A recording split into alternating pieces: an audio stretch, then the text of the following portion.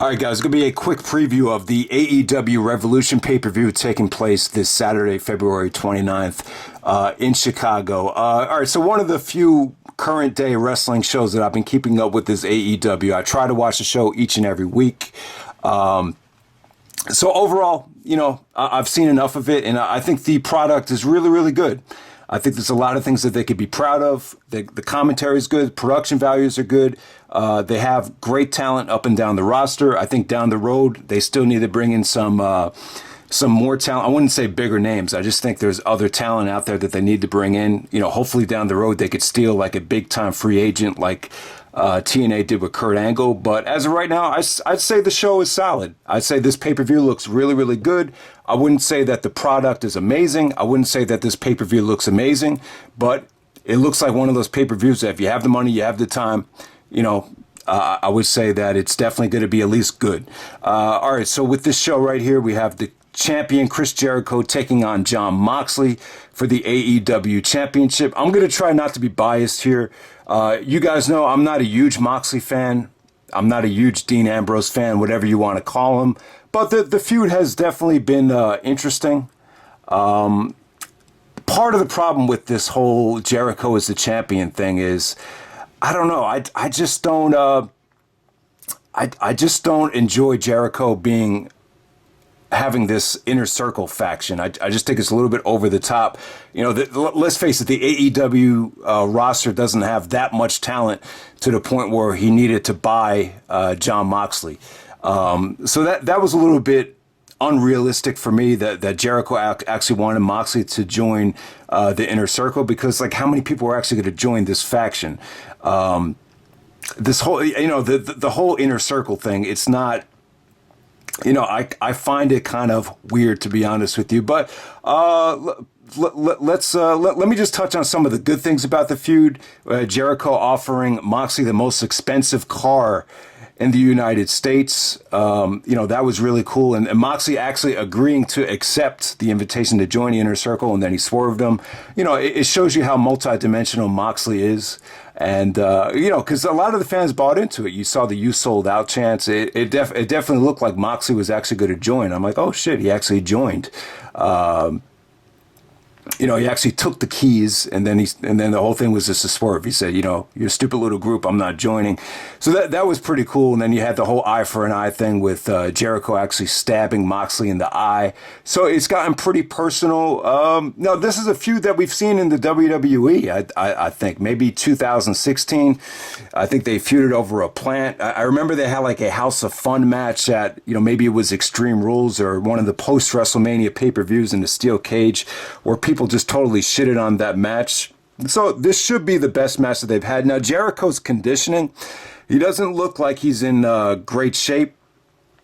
But even though Jericho looks kind of on the heavy side, he's such a veteran, and he's so experienced. And you've seen Jericho in these, championship matches against some of the biggest names in the business over the last 20 years, that he knows how to make them compelling, even though Jericho's like athleticism isn't at an all-time high. So, with Moxley here, he's taken a lot of, criticism from all angles, and, he had a fallout with the WWE. So this is a big stage for him, to face the first ever WWE Undisputed Champion. So, I'm sure a lot of eyeballs are going to be on Moxley from the WWE point of view, and, just the whole wrestling industry in general. I think that this is a huge chance for Moxley to show that he belonged in that upper echelon of main eventers. For some reason, I'm not sure why. And I know Moxley has a lot of supporters out there. A lot of people thought it was too hard on him when he made a lot of those anti-WWE comments. But, this is it right here. So I'm not really that excited about the match. I do think the match should be good. I think it'll probably be a lot more well-received than their previous matches. Because I remember a lot of you guys shitted on their House of Fun matches and some of the the program where they feuded over a plant in the WWE. It wasn't that overwhelming. So, but the feud's been built up pretty nicely.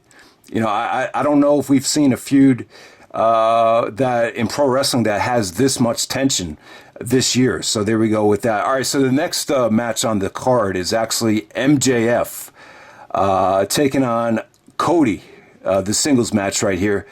This has been built up really nicely. Now, remember at the last pay-per-view, Cody announced that he was never going to challenge for the AEW Championship again. So it kind of left everyone scratching their heads like, how are they going to end this match? How are they going to end this match? But looking back on it, when you see this guy, MJF, aligned himself with Cody, it was pretty obvious looking back on it. But, I didn't even think about it. I don't think a lot of people thought he was going to turn heel. I don't think anyone predicted it in the comment section when we did the last preview. But with MJF right here, I would say this about the guy. Very talented. He's a natural heel. He really reminds me of Colt Cabana. Like, they look alike. They kind of have the same body type, similar facial features.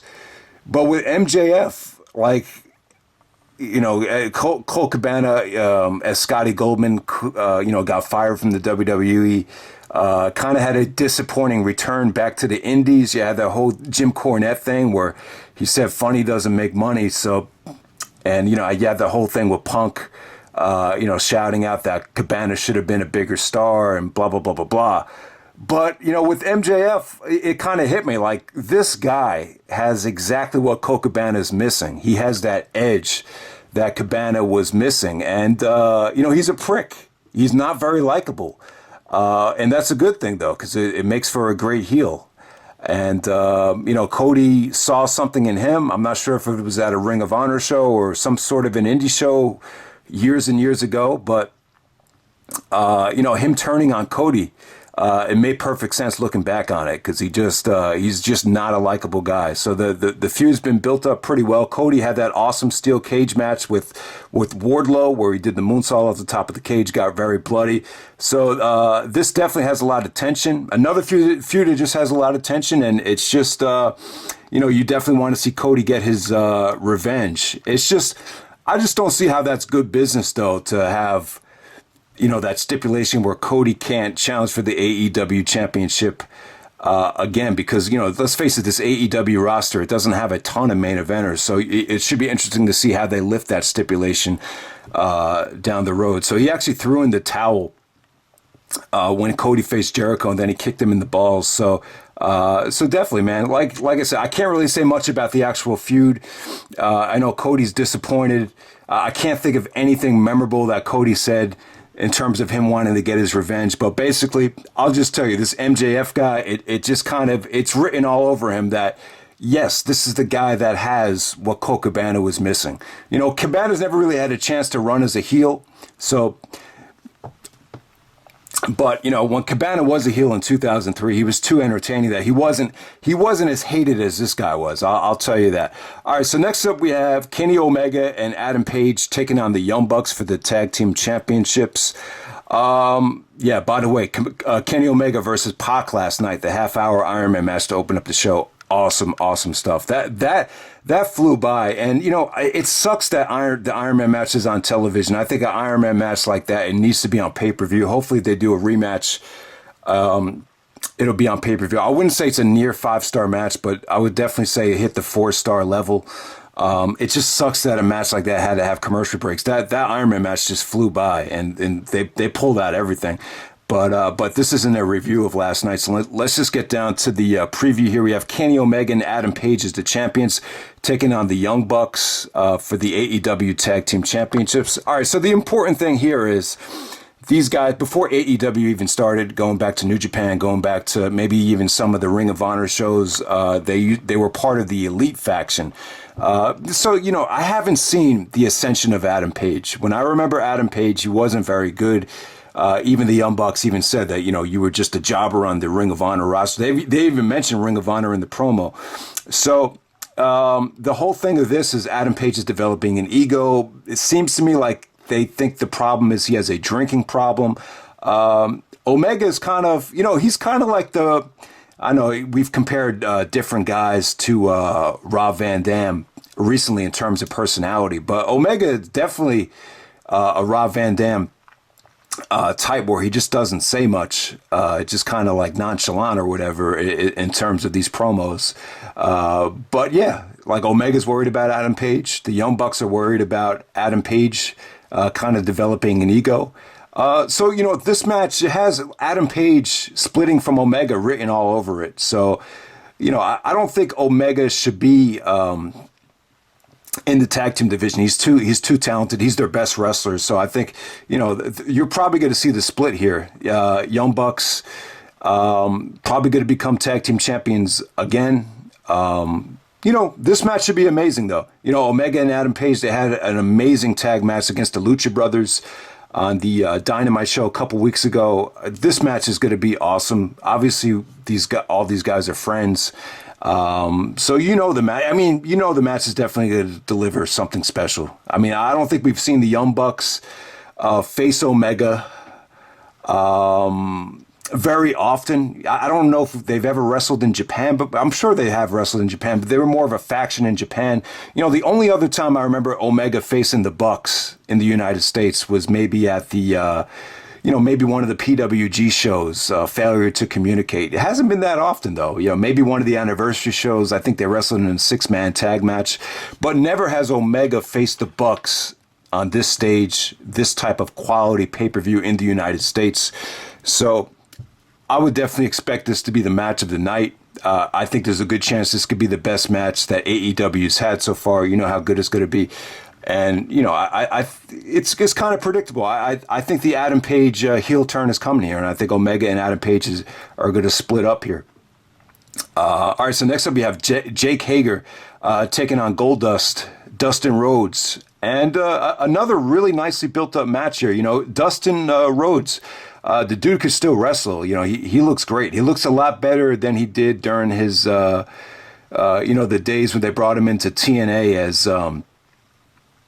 I forget the mask that he wrestled under, but it just wasn't good when he had the black mask. I can't even remember what they called him at that time, but Dustin Rhodes, even going back to his run in the WWE in 2013 when he tagged with Cody, he's just lean. He's really leaned down, and he's still a really good worker, and he's in really good shape. Jack Swagger, Jake Hager, whatever you want to call him.